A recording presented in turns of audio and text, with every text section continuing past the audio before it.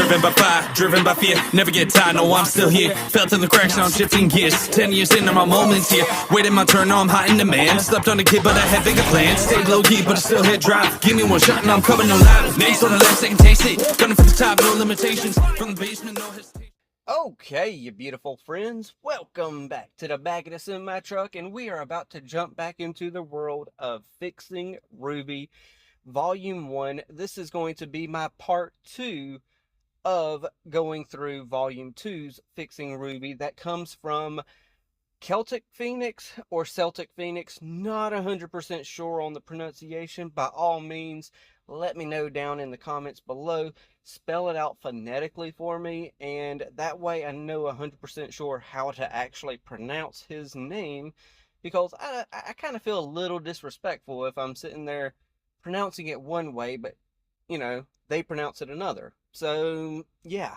Either way on that, though, quick little things to take care of before we jump into it. Don't worry, it won't take me long. First and foremost, I'm going to complain about this mic. If you want a cheap microphone for, I don't even know how much this thing cost. Honestly, I found it on clearance at Walmart. It was like 18 bucks at Walmart. I thought, you know what? I'll give it a shot for that price. And the price that it normally goes for, 30 bucks, it is not worth 30 bucks. So do not buy this microphone if you're in need of a microphone. Do not. So, and the sound that I'm going to be getting from this setup that I got now is going to be far superior than this crap, and it probably costs a third of the price of this thing. But I'm still going to keep it nonetheless. And other than that, it is that time of the year as well where the truck cuts off at a certain point, and I've got to set it to go auto start stop. So you're not going to, well, I use the function of taking out all the background noise. That's why you never hear the truck running. But I won't have to do that, so you're not going to hear the truck. But what you might hear is outside noise might be creeping in, so fair warning on that. And I also do not know where we're stopping on this one. The video from Celtic Phoenix, still not sure. I already said that though. The first video of his remastered version is like 1 hour and 7 minutes long.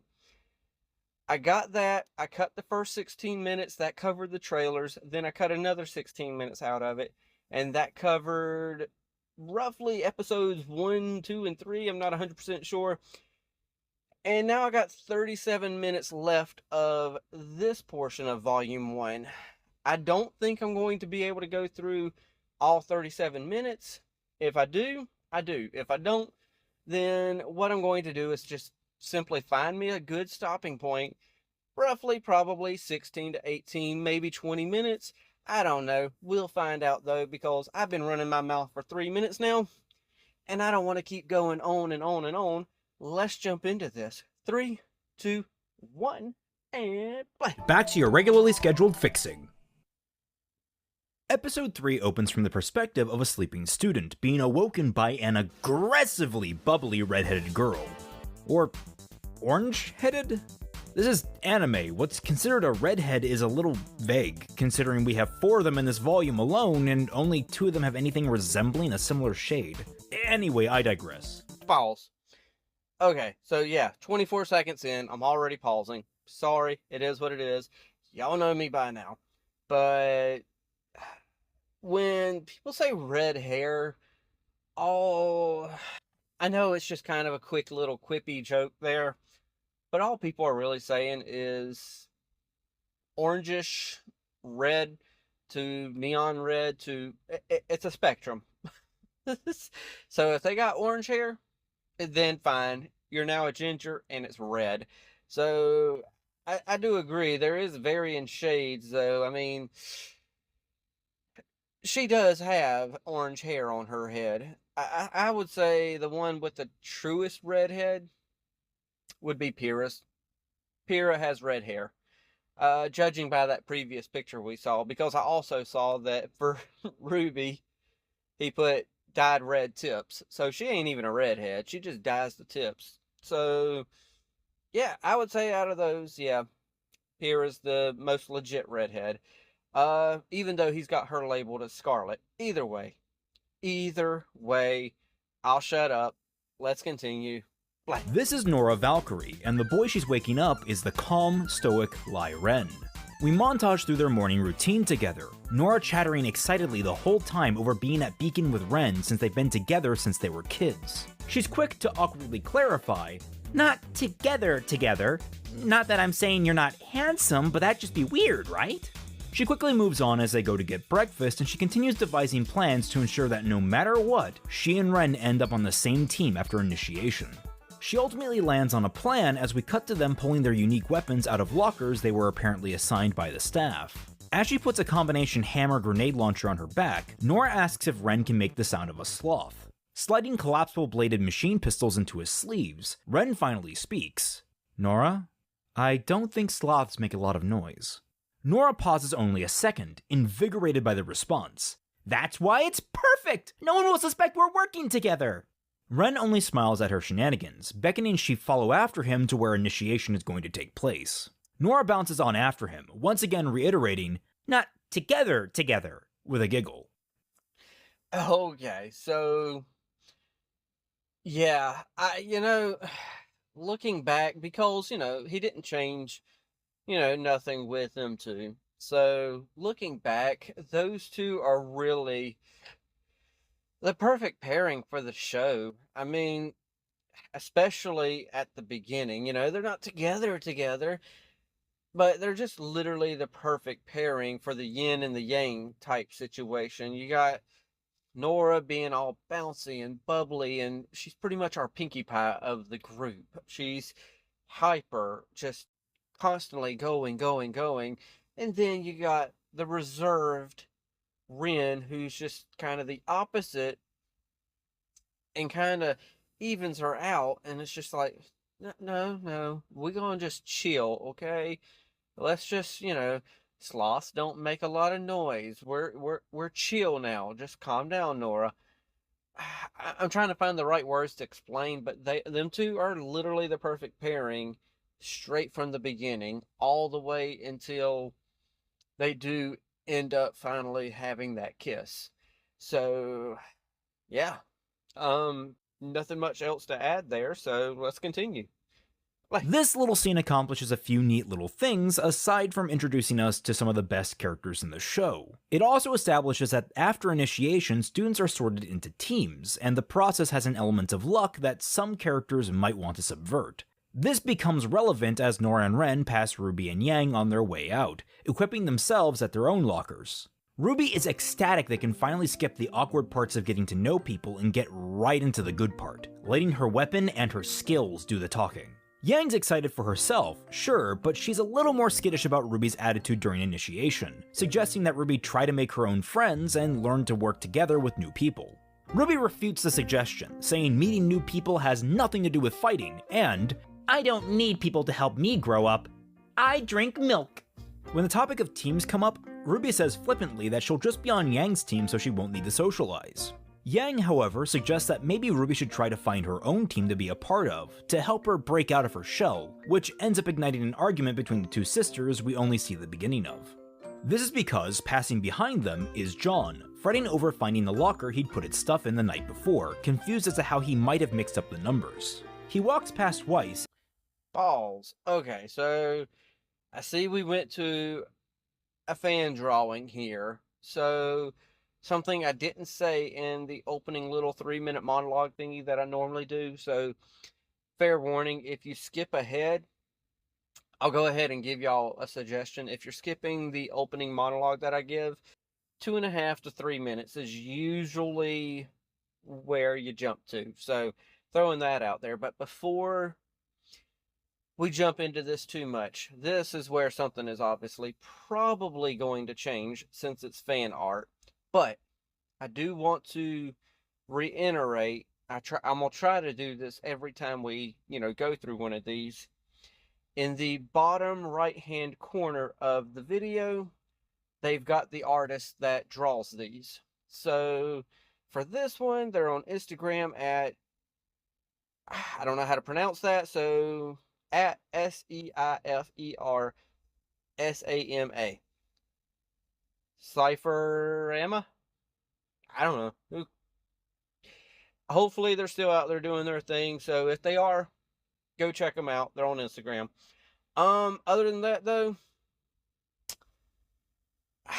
you know, looking back, Yang was really trying to push her sister away. I get it, you don't want your little sister tagging along with every little thing you do, but at the same time, she was really trying to be like, look, go make your own friends and get away. I just, that kind of sticks out to me right there. So, yeah, let's continue. And play. And the redheaded girl in the background of episode 2 as they both fit themselves for initiation. Weiss asks the other girl, named Pira Nikos, if she has given any thought to who she wants to team up with, buttering her up with offhand compliments about Pira's fame and strength. None of those seem to faze the more modest Pira, who replies that she's hoping to see where the chips fall, but Weiss is persistent and asks if the two of them could maybe partner up.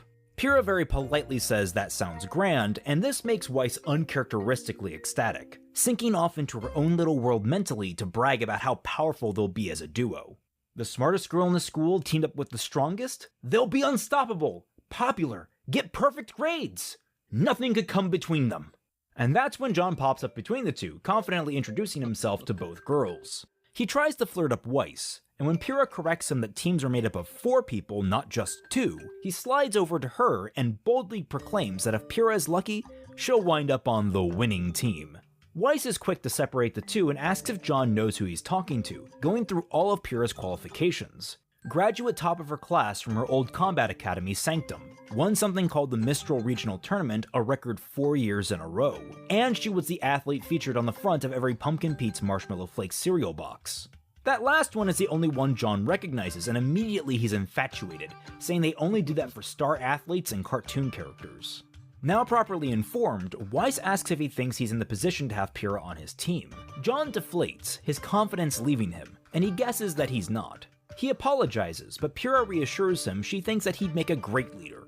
This bolsters him, but Weiss tries to cut him back down. He responds by bragging that Pira is clearly on board for his team, and spots are filling up fast, but maybe he could find a place for Weiss on it. Pause. Okay,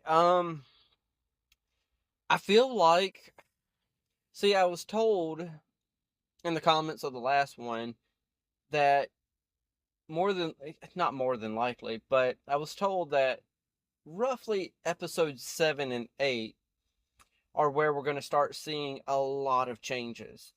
And I think, I'm just going to take a guess here, because I was thinking about this as this little scene here was playing out between us. Here's what I got in my head on what he's possibly going to change. I'm thinking, since we're thinking of episode 7 and 8, I think we're going to change the teams up a little bit.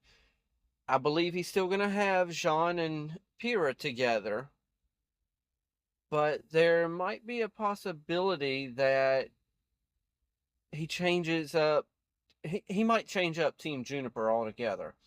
And he might change up Team RWBY altogether.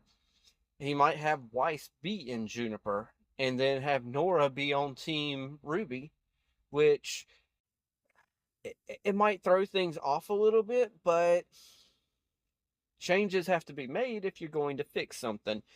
So I think it would be an interesting dynamic to have a team of,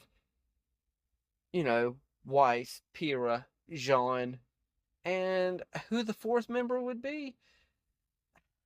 Well, you can't have Nora without Ren, so maybe Blake could be the 4th member. I don't know. It'd be interesting if we, switched up the teams a little bit in the beginning. I don't know.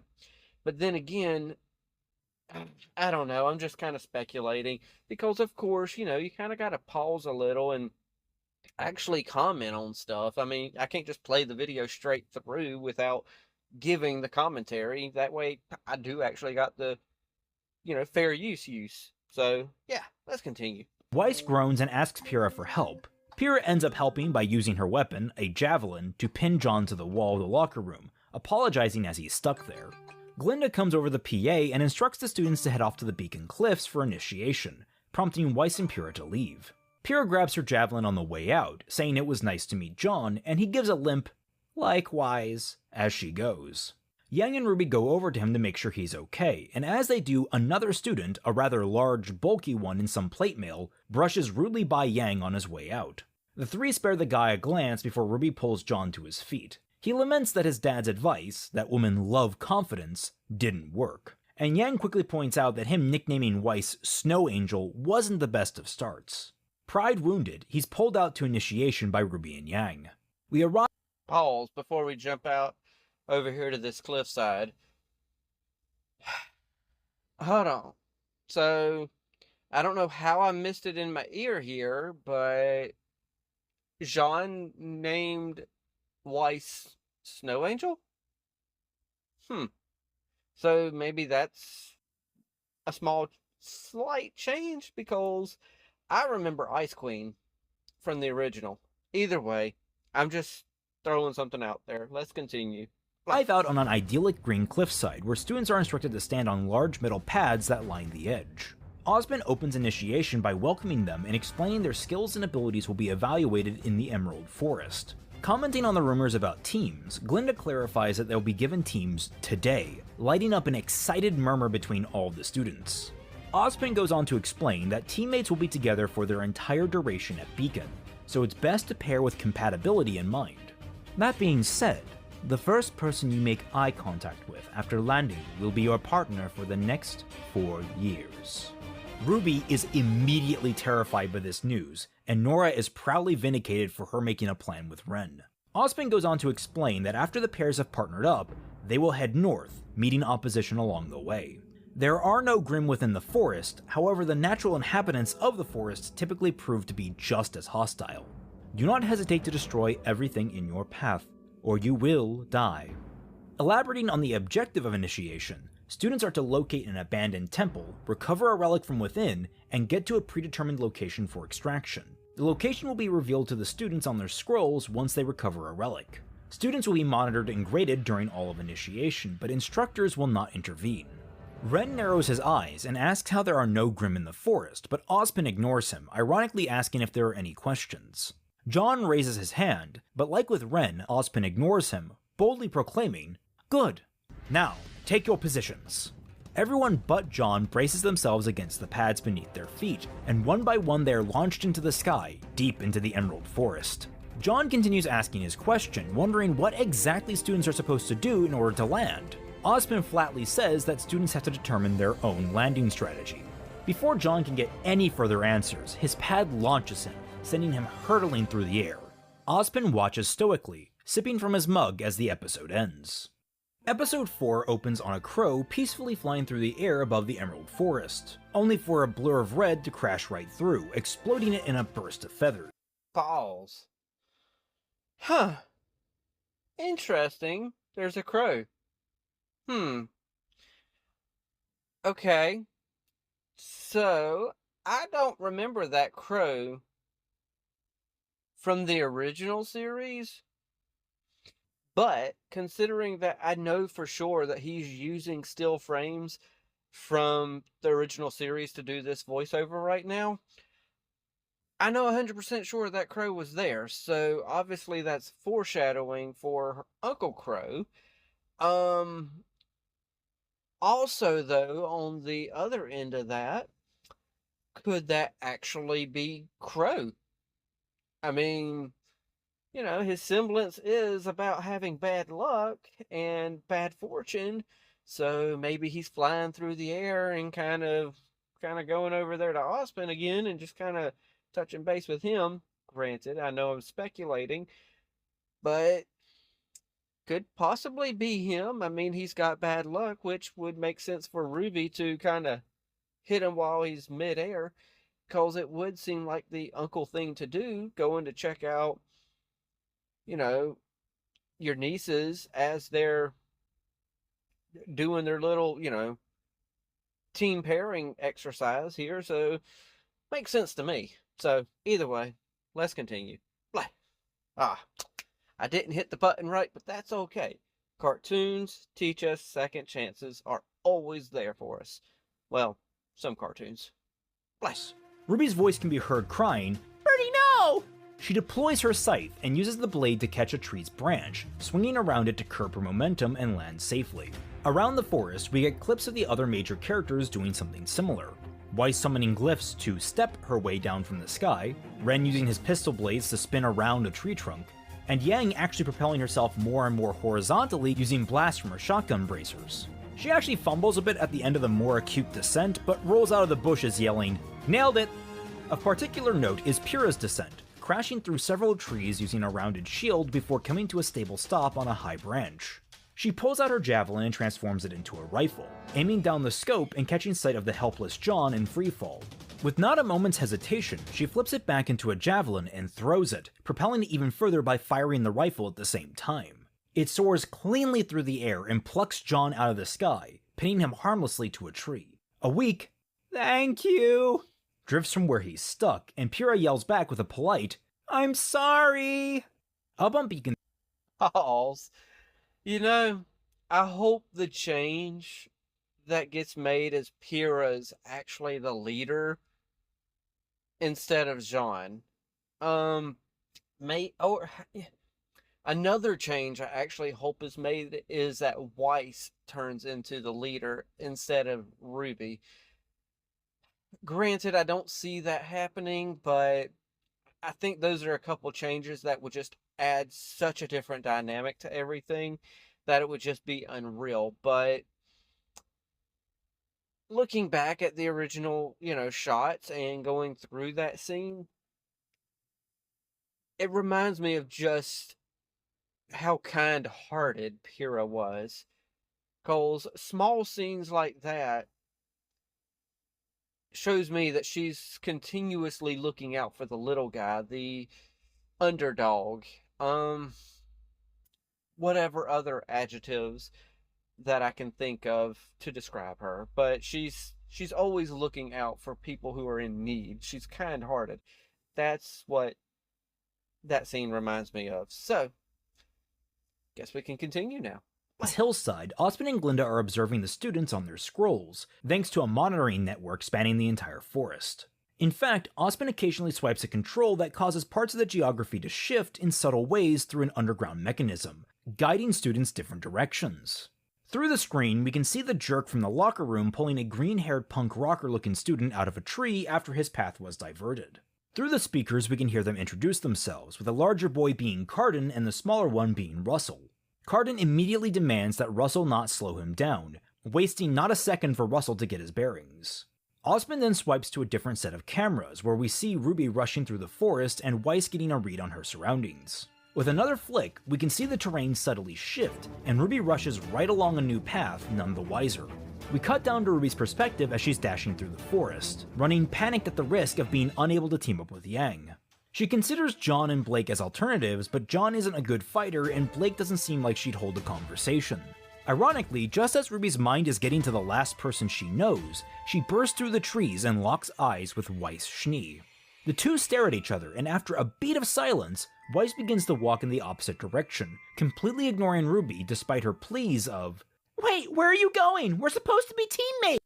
Okay, so pause. I'm kind of glad that he kept them two seeing each other first, because that was a dynamic of the show that is very much overlooked in my opinion, because them two have argued and argued and argued, but yet have grown so much individually and together. Because I think it was, I can't remember which volume, but there was one volume that I specifically remember Weiss. It was like 7 or 8. I think it was 8. Maybe, yeah, 7. I'm gonna go with volume 7. So there was one incident somewhere though where them two were working together, and one of them, I am doing a horrible job at explaining this, but I'm going to try to continue anyway. There was one instance where they were working together, and then Weiss said something about always being there for her. And it took me back to this moment to where Osmond said, the first person you lock eyes with is going to be your teammate for your duration here. And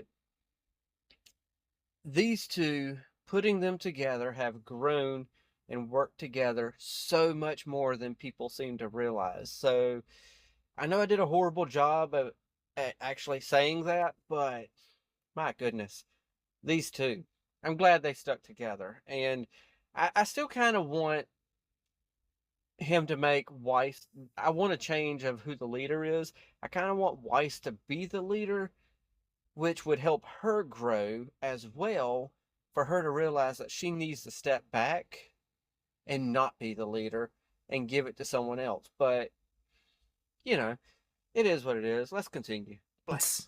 We cut back to an amused Ozpin watching the scene, only for Glinda to interrupt him. She holds up her own scroll with an image that the audience can't see. Ozpin's eyes narrow at the image, and Glinda asks if they should cancel initiation. Taking a pensive sip from his mug, Ozpin says, "No. Let us see how they handle this, but have the other instructors on standby."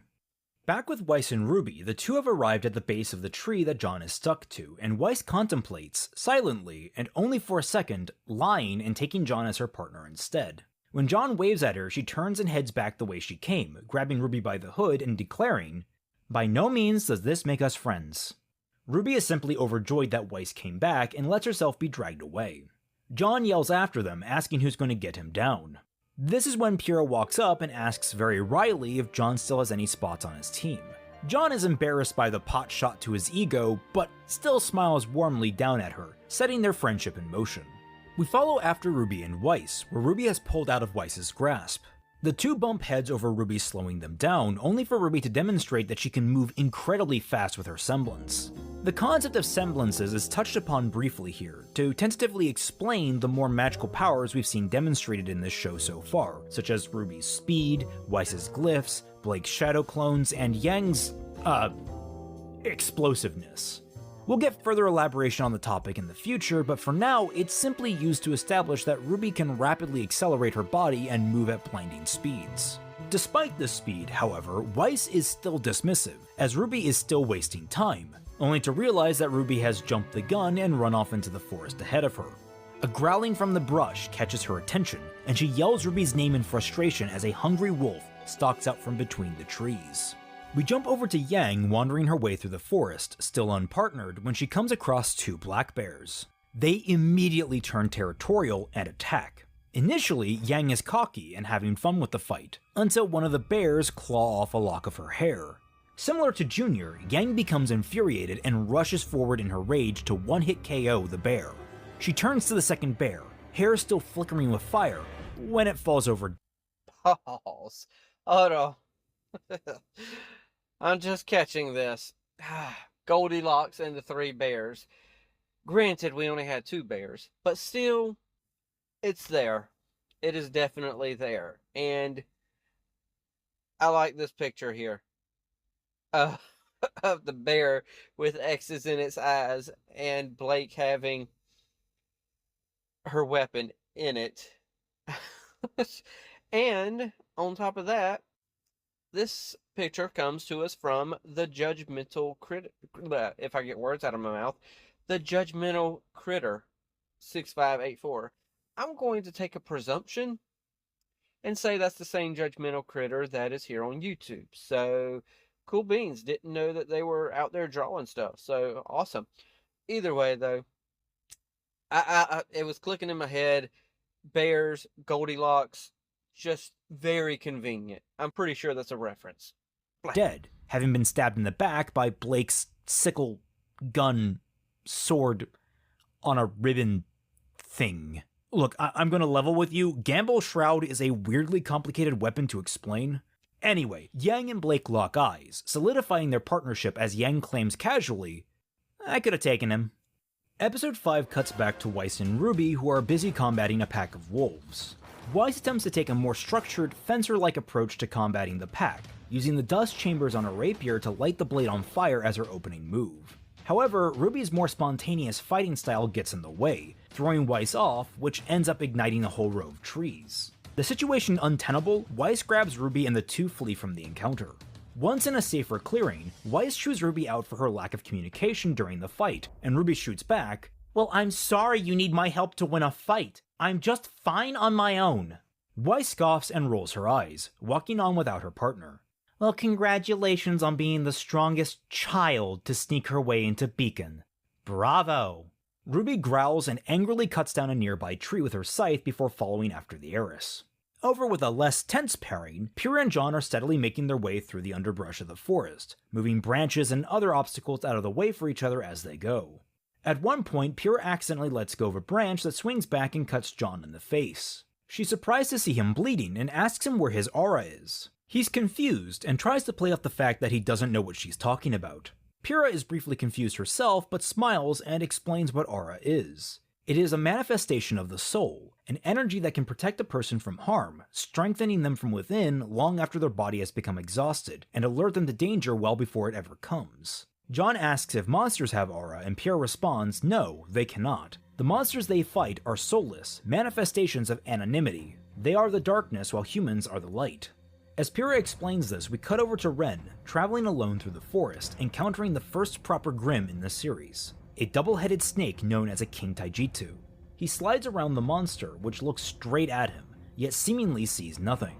Unfortunately, he hits a rough patch of underbrush, making a sound, and the snake flails violently outward. He brings his hands forward to block the attack, a visible field of cherry blossom pink energy coating his palms as he does. Pyrrha continues to elaborate over the fight that aura can be projected outward to form a barrier, that all of their gear and weapons are conduits this force can flow through as extensions of the self. John boldly states, like a force field, earning a chuckle from Pyrrha, who tells him that yes, something like. Okay. So, there goes Pyrrha's kind heart again. Pyrrha knows that Jean definitely, in that moment, she definitely knows and understands, okay, hold on a second. You don't know what aura is? Now you know good and well you should know what aura is. But no, she just simply explains it to him in a nice way, doesn't put him down, doesn't say anything to make him feel any less than her. She just simply explains it in a nice way. And I'm kind of missing Pyrrha now. I mean, yeah, I get that we needed a death in Volume 3 to kind of make the show feel like it's, like, hey, there's some stakes here. But I kind of wish we had her back. I mean, she's kind of the ray of hope that the show probably needs. I don't know if they're going to find a way to get her back, but it definitely wouldn't hurt anything. So, yeah. And as far as the snake there was, well, okay. I know, I see the way he said it. The first proper Grimm. So, yes, we've seen Grimm before. I was going to say something along the lines of, wait a second, is he for real? Is this the first Grimm we actually seen in the show? But no, we've seen the Beowulfs and, the RWBY trailer and stuff like that. But in the show proper, episodic-wise, it's the first Grimm. So, okay, got it. Now, also, before I go too much further, I'm going to be trying to find a stopping point here soon. I know right now I've only been recording for roughly 30 to 35 minutes, but I'm probably going to be finding a stopping point and cutting it somewhere here soon. I don't know exactly where, but probably in the next 10 to 15 minutes. So, which could be anywhere from 3 to 7 minutes on the video that we're watching. I don't know. Let's continue and find out what happens. Like that. With Ren, he has continued his fight with the King Taijutsu, drawing his weapons, but it does little to help.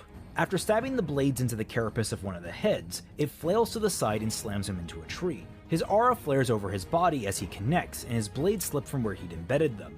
He's struggling to his feet as the snake comes down to bite him. We cut back to Pyrrha and John properly, where Pyrrha cups John's face, instructing him to close his eyes and concentrate. He does, and Pyrrha recites a mantra. For it is in passing that we achieve immortality. Through this we become a paragon of virtue and glory to rise above all, infinite in distance and unbound by death. I release your soul, and by my shoulder protect thee. Pyrrha glows with red energy, and John slowly glows with white. Once the light fades, she sags, and John calls her name in concern. Pyrrha explains that she used her own aura to unlock his, and it's now protecting him, watching with a grin as the scratch on his face knits itself shut. Idly, she comments that he has a lot of it. She does note that it's strange he didn't have it unlocked already. Almost everyone going to a combat school that she knows of has their auras active.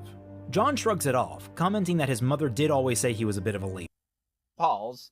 That makes me wonder then, because in Weiss's trailer, when she's fighting the knight, does she have aura? Because, I mean, and on top of that, see, a scratch like what he got feels like it would have left a slight scar there. Not much of one, but a slight one. So I'm wondering about that knight that Weiss was fighting then, and if she actually had aura then at that time, because she was much younger, and unlike the little, cut that he got right here, her scar didn't heal right here. So I'm wondering if she fought that knight without any aura. So I know that doesn't add nothing, but it kind of, since we're kind of talking about aura and unlocking it and all of that, it's kind of like, okay, maybe I got a thought that's going on in my head now. So I don't know, just throwing that out there. So yeah, let's continue. Bloomer. He doesn't give Pyrrha time to follow up and enthusiastically trudges onward into the trees.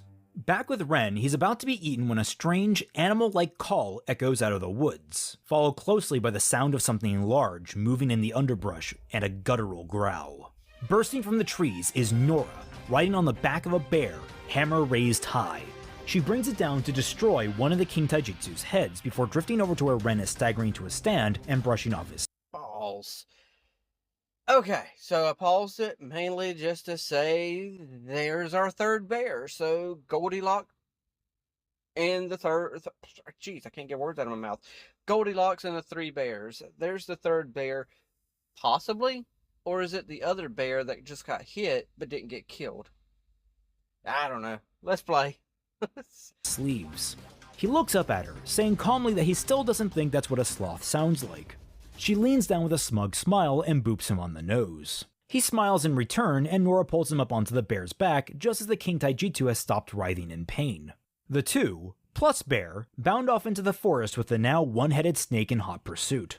We get a brief stop-in with Glinda and Ozpin as they watch Nora and Ren, with Glinda commenting that the two did well enough against the Grimm, but she's worried how the rest of the students will fare. This gets no response or commentary from Ozpin, who is silently watching Yang and Blake on his scroll. With the duo, we can see there's already cracks forming in their own chemistry. Yang has just finished punching a bulbous frog-alligator hybrid creature, sending it careening into a swampy area of the forest, where a small pod of the creatures can be seen hissing at her in Blake's intrusion. Blake narrows her eyes and asks if Yang needs to be so violent. Lash gators are ambush predators, they could have just walked around it. Yang shrugs at the question, saying the fastest path to the ruin she saw from the air is straight through. Again, Blake seems annoyed, replying they're not exactly in a hurry. Shaking her head, Yang explains that she has a sister that she has to look out for, so she wants to get where she knows her sister will wind up, just to keep an eye on her.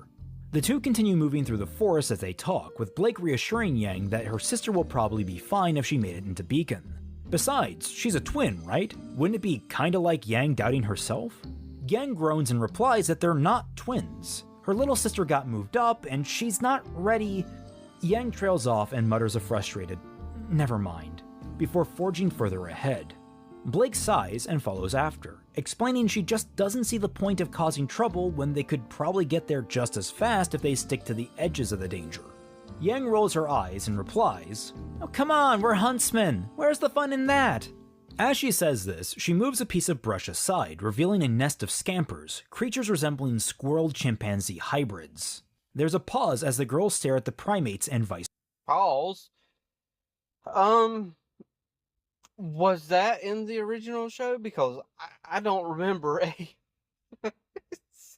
I don't remember a squirrel chimpanzee hybrid, because that sounds scary as all get out. Because squirrels by themselves, honestly, I'm not scared of them, but them things can get a little feisty. And then mix that with a chimpanzee strength. Oh, just thinking about a squirrel with the strength of a chimpanzee, that's scary enough. But holy crap. A hybrid squirrel chimpanzee. So a squirrel with long legs and arms. That is quite the image. Let's continue and play. Vice versa. Yang hops on her heels to say, "Whoa," before the creatures break out in angry shrieks. Yang and Blake flee, rushing through the forest as the scampers chase after them. Yang pulls Blake through the brush by the hand, eventually turning enough corners to trick the scampers into rampaging deeper into the woods. Out of breath, Blake pulls herself free of Yang's grip and growls that Yang needs to start looking where she's going. Yang, equally winded, says that she was, and motions ahead of them. Through the next few trees, the two can make out a clearing and a stone ruin further on. Blake sighs again and walks forward wordlessly, giving Yang a cold shoulder. Yang follows after in disbelief, asking, "What? Nothing? Come on, I got it, you're intact. That's at least worth a little praise." They cross the field and arrive in the ruins, where ornamental chess pieces are arranged on individual pedestals. Yang comments that some of them are already missing, but still doesn't earn a word from Blake. Musing that they should probably pick one, Yang reaches over and grabs a golden knight, waving it for Blake to see and asking, "How about a cute little pony?" Blake, surprisingly, smirks and says, "Sure." The two make their way out of the temple as Yang says, "Well, that wasn't too hard." And Blake replies, "Well, it's not like this place is very difficult to find." Yang looks to Blake, jaw drooping with shock, before morphing into a smile. Wordlessly, Blake smiles too. We cut over to... Okay. So, I think that right there is a good spot to kind of end it on for this recording, because if I'm being honest with y'all, I'm pushing pause before I see too much stuff that might kind of, spoil me. But if I'm being honest with y'all, my leg is kind of hurting right now because I've been sitting in this position for like 45 minutes.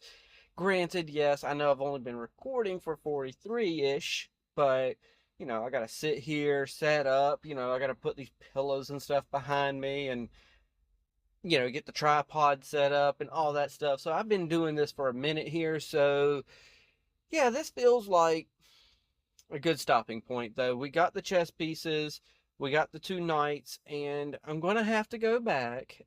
Yes, I am going to have to go back, because as much as I have watched of this show, it has been a long, long, long time since I've actually went back through Volume 1. So, if I'm being honest, I'm going to have to go back through that episode to kind of see, okay, is this a change? Did they pick up those two pieces? Did they pick up the knight? The little horsies, as she called them, or the little ponies, or did she pick up the knights? Is pretty much what I need to go back and check on. And I think they did. So, not much feels like it changes in this one, but it feels like we're going to get a lot of the changes when we jump into what's going to be part 3 for me, because I feel like that's going to be where we hit episode 7 and 8. And what we're going to have with that is roughly a 17-minute video. It looks like, as of right now, when I do these, I'm doing like 17 to 20 minutes at a time. And when I do that, it looks like I'm recording for roughly 45 minutes. So, with that, it looks like each installment of this is going to end up being 45-minute videos. So there's going to be hours upon hours upon hours upon hours of sitting back here. So this is going to be quite the endeavor for me to actually undertake, and because just this remastering of Volume 1 alone is like a 3-hour project. And holy crap, that's going to be like a 10-part series, if not 12-part series, just for me to go through remastered Volume 1. And then I'll go through Volume 2, and then 3, and then at this point, I think he's doing like, you know, episode by episode by episode on everything else. So yes, fair warning. I know I'm not having much afterthoughts on this afterwards, you know, of what we just watched, but more than anything, I'm just kind of like, okay, let's put it out there. This is going to be a long endeavor. And as of the recording of this, I did recently put a channel update in the community post area. I think YouTube just calls it post now, but it used to be called the community tab. So I'm still under that assumption that it's called the community tab, but I put an update over there. I put major channel update and went for paragraphs upon paragraphs because, let's be real, nobody watches channel updates. So yeah, I put that over there, and I emphasize that I want there to be a central focus to this channel instead of just everything being like a, you know, like birdshot. If you know anything about guns, you got, you know, you got different types of bullets, but birdshot where it scatters. And I don't want a birdshot type of, you know, channel where everything is just scattered. I need a central focus. And I feel like My Little Pony and RWBY can be kind of a central hub of a focus. And then just reactions and various other things can happen on this channel. But focus-wise, I want more RWBY and My Little Pony. So what I need to do now is probably shut my mouth and just pass it off to y'all, because my leg is kind of hurting, which I'm stretching it now, which that definitely helps, but I still need to get up, walk around, do all the things that I need to do at the end of the night. And do I feel like there's a lot of changes that were made in this little section that we went through? No, not really. In fact, there's very few changes. So other than that, major changes will probably be coming on the next part that we do together. So with all that said, I will try, if you made it this far, which I highly doubt that a majority of people have made it this far, but if you've made it this far, I'm going to try to have at least one of these a week up. Don't know if I'll be able to, because as of recording, me and the wife are going, you know, down to the beach for our 17-year anniversary, and that's probably going to be me taking about 4 days off of recording. So that's why I'm recording this now, so I got it in my back pocket for later. So I'm going to shoot for once a week. Not 100% sure if I'll get it, but I'm going to shoot for it. So with that said, I'm shutting up, passing it off to y'all. Hit the like, tickle to subscribe. Don't be texting and driving. And what's the other thing I say at the end of these? Don't be texting and driving. Watch what you love. And oh my gosh, I don't know where my mind is, so let's rewind this thing real fast and get myself back on track. And now I'm going to pass it off to y'all a second time. Hit that like, tickle to subscribe. Don't be texting and driving. Watch what you love and love what you watch. There we go. Now take it away, Mr. Rogers. I like you just the way you are.